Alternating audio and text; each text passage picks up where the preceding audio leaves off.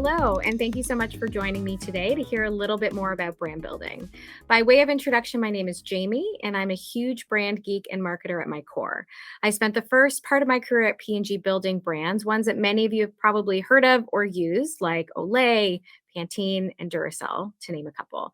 And then about 8 years ago, I moved to Google because I believed then, and even more so now, that if I could take the fundamentals I had learned about how to build a brand and apply them in a digital context, then magic might happen. And so I've spent the last couple years working with customers, big and small, across a number of different verticals to help them build their brands digitally. And so today I want to cover two things at a high level. The first is, why should you care about brand building? And then the second are, what are the components that make up a great brand? And so, hopefully, if all of you are listening in right now, it's because you believe even a little bit that brand building could be an important value add to your business. So, to kick things off, I thought I would start with a little bit of a game that all of us can play independently in the comfort of your own home or office or wherever you're listening in from. And so, here's where I'd love to start. How much would you pay for a clay brick? A single everyday clay brick like the one that you see here. Would you pay 30 cents? Would you pay a dollar? What about $30? I'm sure nobody would pay $30. What about $1,000? I know that sounds silly and probably extreme, but this is a real example. And some people actually did pay. So this is a clay brick from Supreme, which is a pretty well-known brand, now in an LVMH brand. And it's sold from anywhere between $30 and $1,000. I can't even do the actual margin math on that, but a far cry from what a standard clay brick actually would cost a retailer. And so I know this is an extreme example, but isn't this what we as consumers do every single day? Why is it that sometimes we're willing to pay more for a specific brand of shoes or shampoo when essentially an identical generic product could be readily available for a much cheaper price? So this delta in value, it's what consumers are prepared to pay for your product, and it's called the brand delta. But value needs to be built and it needs to be measured. And so I want to talk to you a little bit about how to do that and why some of the reasons for building make good business sense. So, the first reason is that strong brands actually can boost market value and the market's perception of how much a company is worth. So, what you're looking at here is some research from Kantar, which looked at the stock performance of companies after the 2009 recession and actually even after COVID, most recently in March 2020. And so, what you'll notice is in the top blue sort of lines, the first and the second, those represent the top 100 brands, the brands with the strongest amount of equity. And then you'll notice the bottom two blue lines in the graph are just regular sort of company, the top 500 largest companies in the US stock exchange with no correlation to brand equity. And what you'll notice is that the stronger brands, the top two blue lines, saw smaller recessionary dips in 2009 and most recently in March 2020, and they recovered bigger and faster than the average, providing immediate and long term benefits. Strong brands perform better and are more resilient in times of crisis. The second reason to think about investing in brand building is that it creates demand for your product. So also, COVID's given us a lot of great example, but in March 2020, as COVID sort of spread through the globe, dental offices had to close. And so this created a really interesting situation in the teeth alignment industry. And so for Invisalign, this totally disrupted this like really important step in the consumer journey because treatments actually required a dentist visit. Meanwhile, you have a bunch of direct to consumer competitors who were able to continue their business interrupted. And so at this point, you'd expect that these DTC competitors would gain a lot of share from Invisalign, right? But instead, Invisalign's business grew 21% year over year and propelled the stock up by 71% to a $25 billion market value. And so, how did this happen? At its very simplest level, advertising. So at the beginning of COVID, Invisalign actually increased their advertising investment, especially their brand investment, while competitors were cutting. And this was not a random bet. Even though short term sales were impacted, Invisalign saw that searches for their brand increased as they invested in some of this brand advertising. So, using a cost per brand search as a metric, Invisalign optimized their campaigns in real time, which led to tremendous gains in overall business results. And so here's what also happened, which is interesting. So, not only did investing in brand help to create sort of top line demand and revenue growth, but it also led to better efficiencies through the funnel. Invisalign saw 50% lower cost per leads and 70% more leads in general. And so results were so good and unexpected that when they released their earnings, their stock rose significantly. And so all of this to say, COVID created this opportunity and this catalyst of change in their strategy, which helped them reach their audiences in a new way. And so, brand building, if you think about it, is generally considered to be a long term objective. The idea that it drives measurable lift of a sales base, but that the effects of a campaign can take months and sometimes even years to materialize. And so, what you'll see here is that the best sort of strategies are the ones that combine this longer term brand building with sort of sales activations, things that are pulsed in with a more frequent cadence, things like promotional campaigns and limited time offers, et cetera, et cetera. They tend to stimulate growth in sales volume short term, while brand building is the driver of long term growth and establishes and protects your competitive advantage over time. So I hope I've convinced you a little bit why brand building makes sense.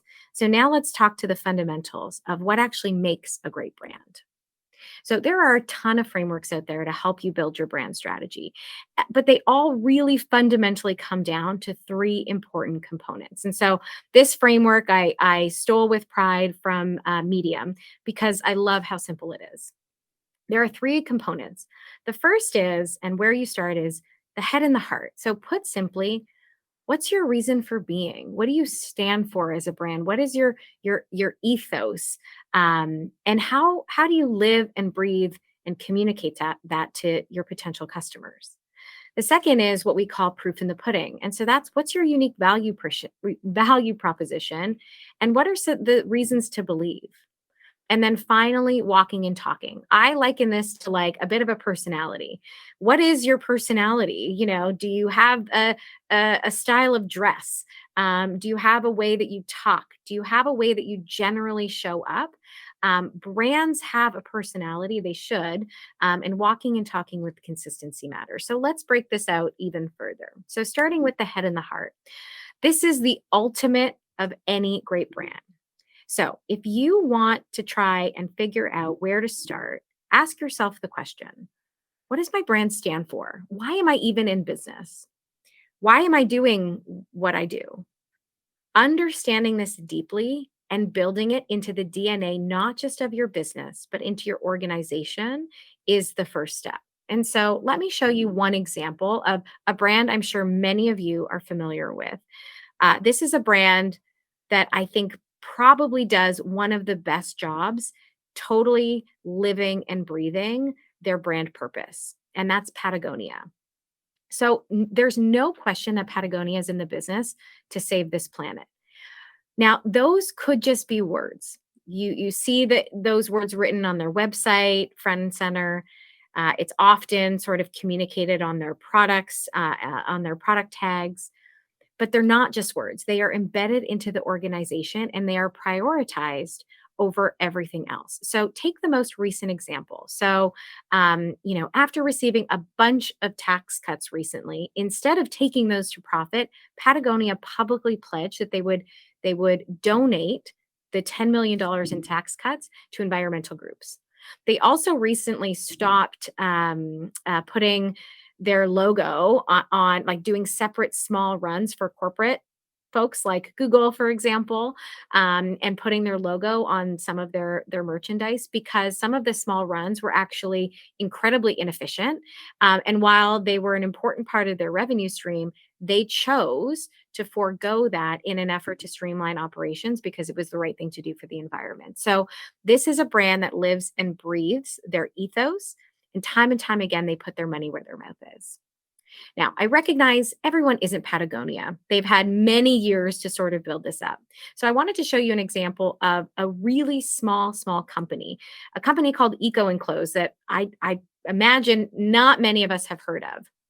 They're a small business and they have done an excellent job of trying to capture in a video their reason for being, why they do what they do, what's at the heart, the center of gravity for their customers. So let's take a look. I've always loved the outdoors. It's why I moved to Colorado.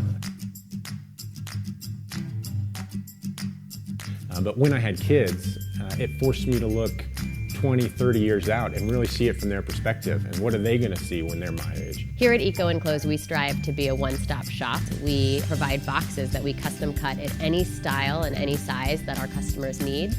We carry even the small things that you might not think about. The mission of Eco Enclose is, one, to make it as easy as possible for people to purchase sustainable, earth-friendly shipping supplies. And two, is to help those customers grow as quickly as possible.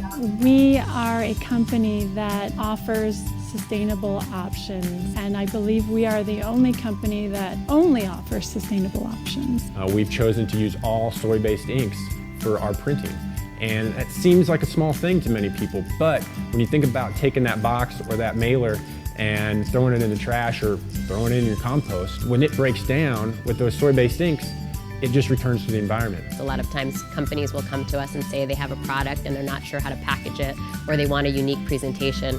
We'll work with them to create a very innovative design that meets their needs. We now have thousands of customers that are redefining their industry, redefining tomorrow. And if that sounds like you, I hope you'll reach out to us.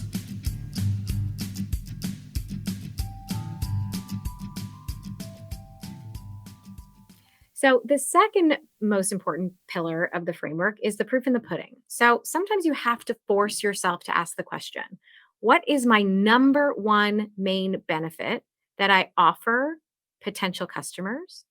And what are the reasons to believe? And forcing yourself to ask those questions and really get to the core of like one benefit and reasons to believe will fundamentally set you up for success. So let's take a look at one example. This is an example from Overstock. Now, Overstock, I'll let the video do the talking. Hi, I'm Sarah, and you are Edward McShittlehouse the third. Getting judged on your name is tough. At Overstock.com, our name makes people think we sell overstocked goods. But it's actually everything you see here. Overstock has beautiful new furniture and the latest in home trends, all at Overstock prices. So check us out and judge for yourself. This is nice. That was a great example of a brand that tried to change the narrative around very clearly and simply communicating what their benefit is and some of the reasons to believe. And so that campaign for them performed incredibly well. It's on 80% increase in conversion rate relative to other campaigns, and delivered a 3 times ROAS compared to some of the other work that they had previously done. Here's another really simple example from Instacart. So this is the first thing you see when you go to the Instacart website. Above the fold, incredibly clean, one benefit statement.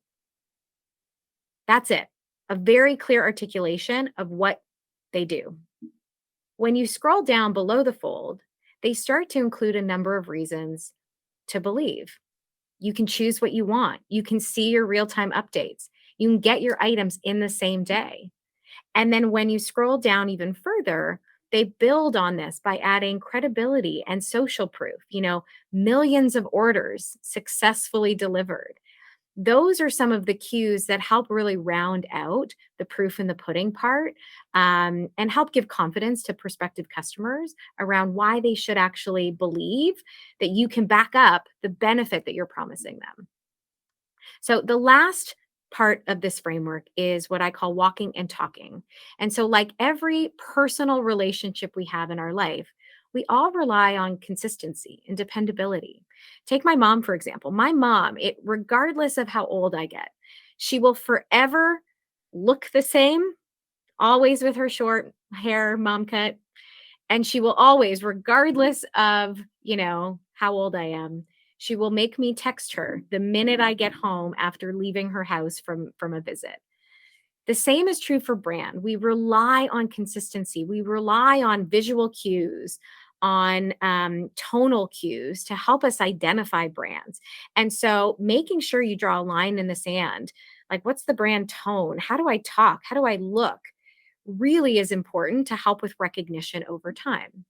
So take Purple as a perfect example. Purple is a well-known mattress company who rely very heavily on one, look, tone, and feel. So if you audit all of their their website, their social channels, their YouTube channel, etc., they rely very heavily on this like very clear purple tone, the same font, and they rely very much on a tone of like cheeky humor. This is consistent everywhere you look when you audit all of their sort of customer touch points and experiences. And so Purple does this exceptionally well. And I bet you if I were to remove the purple logo and some of the font from this and just showed you a mattress against this purple background, chances are most of us would be able to recognize that. And that is the power of great branding. So, creating your brand guidelines can help you stay consistent with your brand image and personality. So, I've put together a couple examples of really well designed guidelines. This one from Slack mixes in brand illustrations along with guidance around their tone of voice, color palette, logo usage. And so, as you go through it, you get a sense of really who they are as a brand. They're communicating approachable, friendly, and playful. Here's another example. If you compare it with Alienware's brand guides, they convey something very different, distinctly different. They're minimalist, they're precise, a feeling of mystery, engineering, powerful, etc.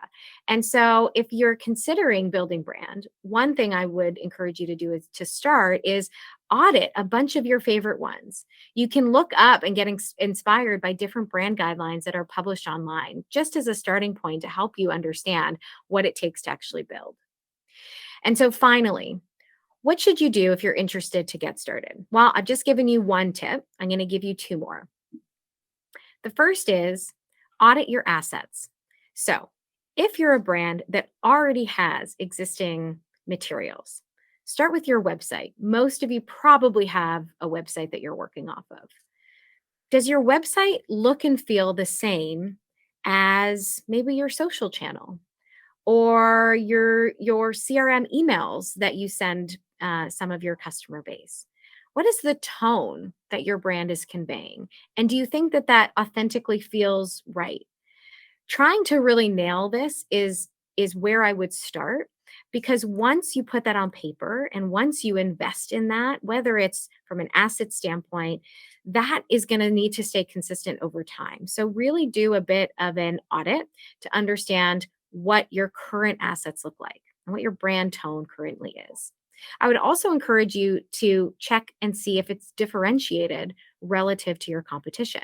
What you see here on the right is an example of a number of different power toothbrushes, which you can see there's something going on in this specific category, something that I did not coin, a term that I did not coin, but something that's called blanding as opposed to branding, which is just almost think of it as like the sea of the same.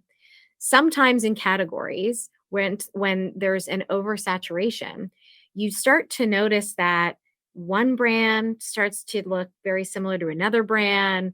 The tone, the palettes, their color palettes they're using, all kind of start to blend together. And so this is starting to happen more and more as categories are becoming a little bit less differentiated. And so something to consider as you do your audit.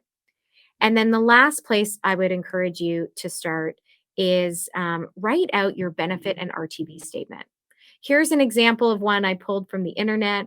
There are many different ways to do this, but force yourself to get ruthless around what's your one benefit and what are your reasons to believe. And figuring out how to communicate that crisply will help you not just in how you organizationally empower your employees to do it, but also how you articulate that to your customers, your prospective customers and your best customers. So I hope you've enjoyed this chat. Thank you so much for being here and enjoy the rest of the day.